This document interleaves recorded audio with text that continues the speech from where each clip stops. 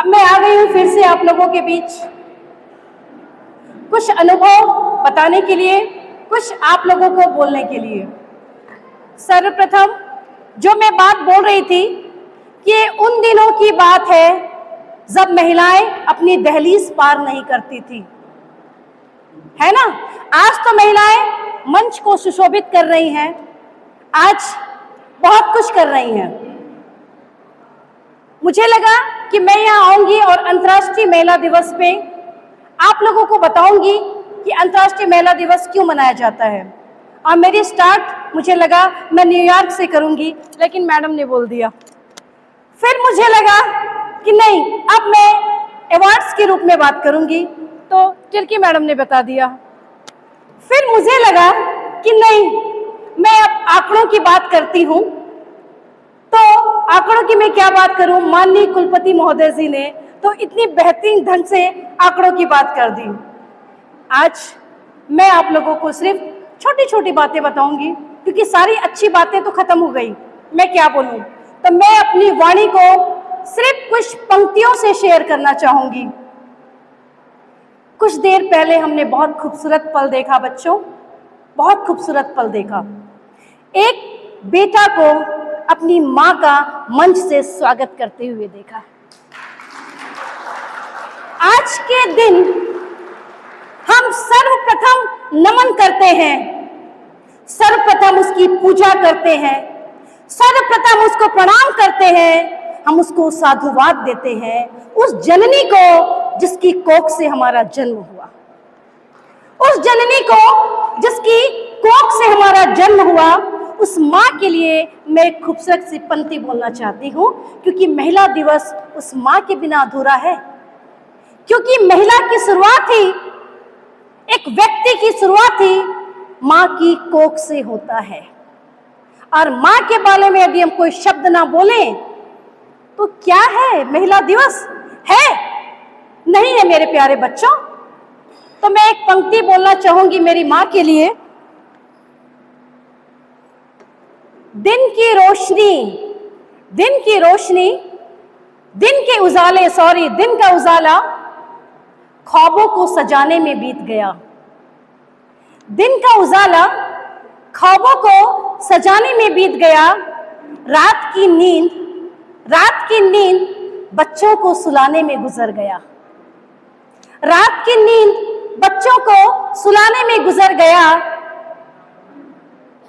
जिस घर में मेरे नाम की तख्ती भी नहीं है, जिस घर में मेरे नाम की तख्ती भी नहीं है, पूरी जिंदगी उस घर को सजाने में गुजर गया।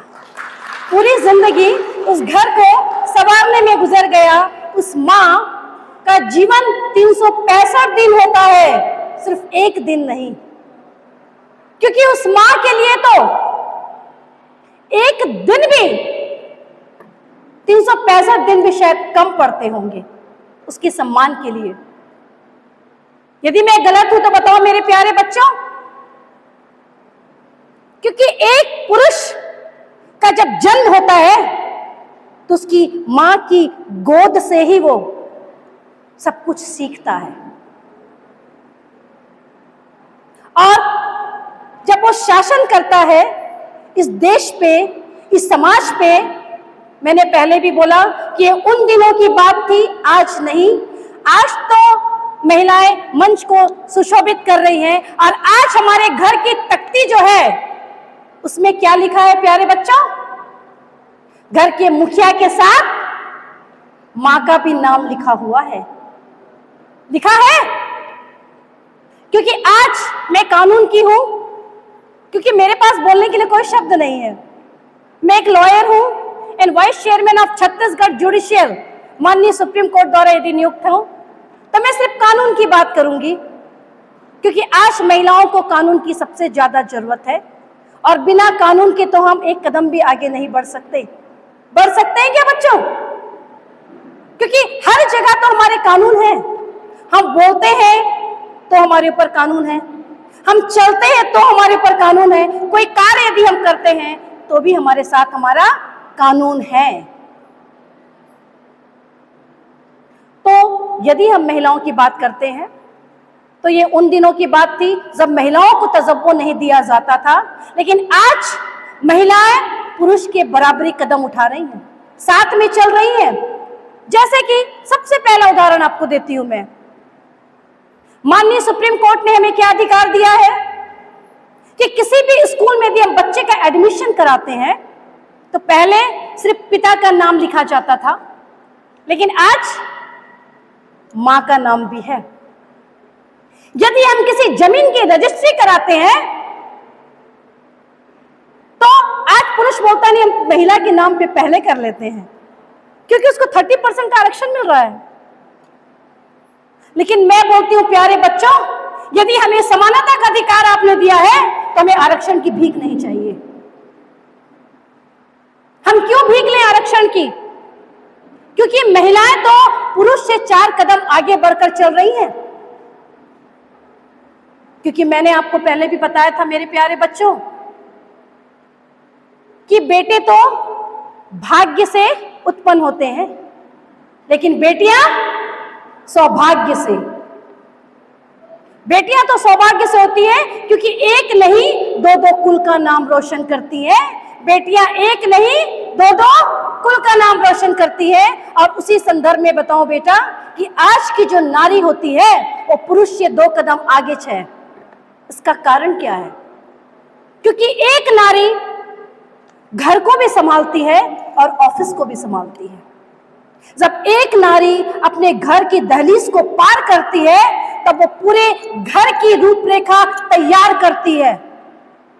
पहले अपने घर का इंतजार करती है, इंतजाम करके जाती है। वो अपने बच्चों के लिए खाना की व्यवस्था, अपने पति के लिए खाने की व्यवस्था, सुबह के नाश्ता से लेके पूरे दोपहर का लंच तक तैयार करके वो घर की दहलीज को पार करती है। इसलिए तो पुरुष से भी ज्यादा सहनशील कौन होती है? नारी होती है। मेरे प्यारे आदरणीय और सम्मानित पुरुषों से मेरी निवेदन है कि वो मेरी बातों का थोड़ा सा बुरा ना माने। आज महिला दिवस है और यदि आपके सम्मान में यदि कोई बात मैं गलत बोल दूं तो आप मुझे माफ करिएगा, क्योंकि आज की जो नारी है बेटा कोमल है, कमजोर नहीं। आज की नारी कोमल है, कमजोर नहीं। शक्ति का नाम तो नारी है। कोमल है, कमजोर नहीं, शक्ति का नाम तो नारी है। जग को जीवन देने वाली मौत को भी तूने हारी है। जग को जीवन देने वाली मौत भी तुझसे हारी है। आज यदि हम कानून की बात करते हैं बेटा तो समानता का अधिकार तो हमें दिया ही गया है। आंकड़ों की बात करते हैं तो सर ने बहुत अच्छे से आंकड़ों आपके बता दिए हैं। तो मैं सिर्फ आपको एक कानून के बारे में बात बताना चाहूंगी। इससे पहले तो मैंने आप लोगों को बता दिया है कि महिलाओं को कितने कानून दिया गया है। बेटा आज के देश में हमारी महिलाओं को बहुत कानून दिया गया है, लेकिन दुर्भाग्य है बच्चों कि आज इतने कानून, इतनी सुविधाएं, इतना सब कुछ देने के बाद भी आज भी हमारी महिलाएं पीड़ित है। आज भी हमारी महिलाएं लाचार है। आज भी हमारी महिलाओं को सही न्याय नहीं मिल पा रहा है, बिल्कुल भी नहीं मिल पा रहा है।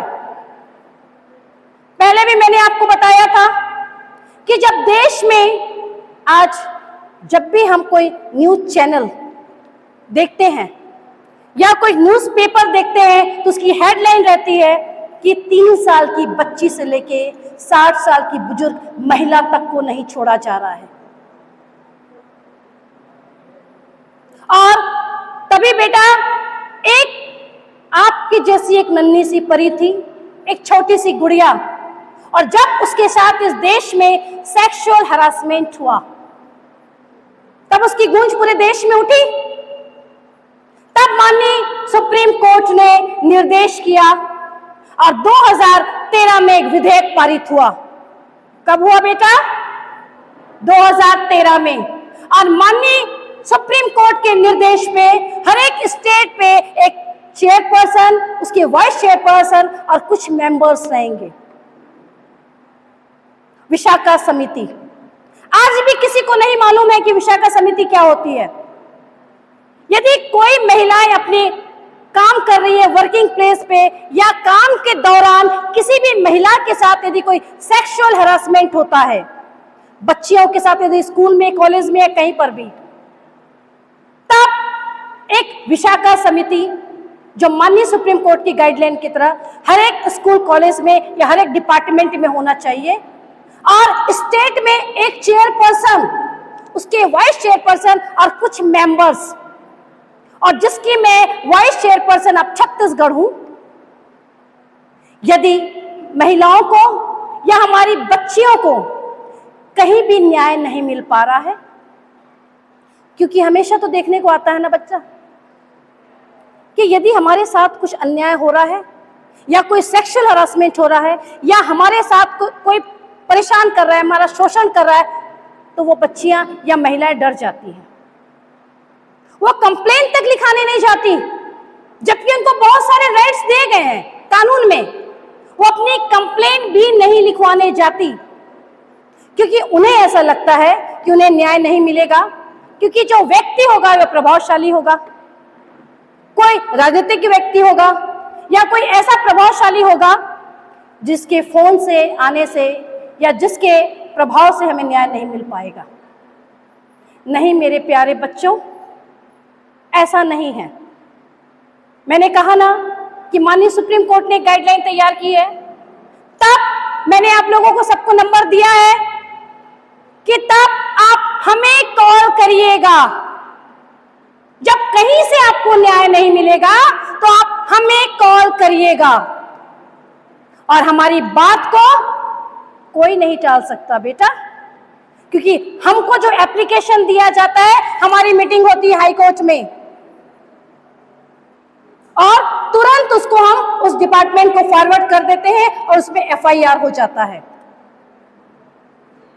और कई बच्चियों को और महिलाओं को यह भी लगता है एफआईआर तो हो गया लेकिन हमें न्याय नहीं मिलेगा, है ना, क्योंकि हमने तो पुलिस को 161 का बयान दिया है। 161 का बयान होता है बेटा, जब हम देते हैं तो पुलिस को, उसको हम आईपीसी अंडर सेक्शन 161 उसको बयान कहा जाता है। लेकिन ये जरूरी नहीं है जो आपने पुलिस को बयान दिया है वही बयान आप कोर्ट में भी वही, क्योंकि कोर्ट एक न्यायालय, खुला न्यायालय होता है बच्चों।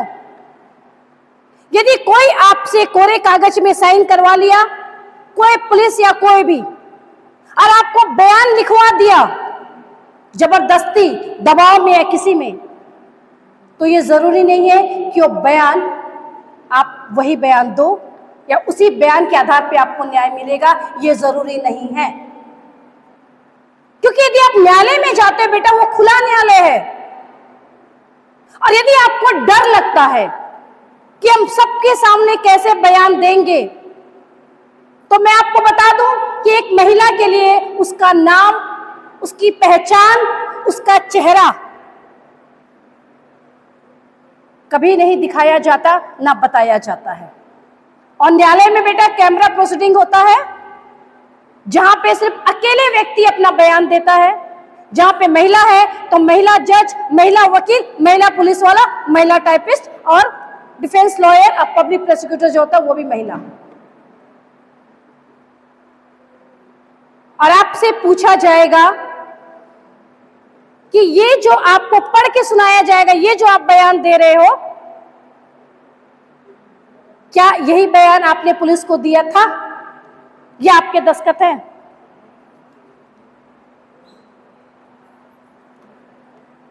आई बात समझ में बेटा? तब आपको क्या करना है? नहीं, आपका जो आपको सही लगे या जो आपको यदि लगता है कि आपके साथ जो घटित हुआ है वही चीज आप बोलोगे। पुलिस के बयान से आपको कोई मतलब नहीं, ठीक है? मेरे को एक पर्ची मिल चुकी है, टाइम का समय कम है और मैं को बोलने के लिए यदि मैं आती हूं तो फिर तो बेटा कानून की बहुत सारी बातें हैं, समय कम है और मुख्य बातें तो हमारे सम्मानित लोगों ने बोल दिया है, हमारी अब आदरणीय पद्मश्री मैडम को भी सुनना है। समय कम है बेटा, आप लोगों को पुनः अंतर्राष्ट्रीय महिला दिवस की बधाई हो। ठीक है, बाय बाय।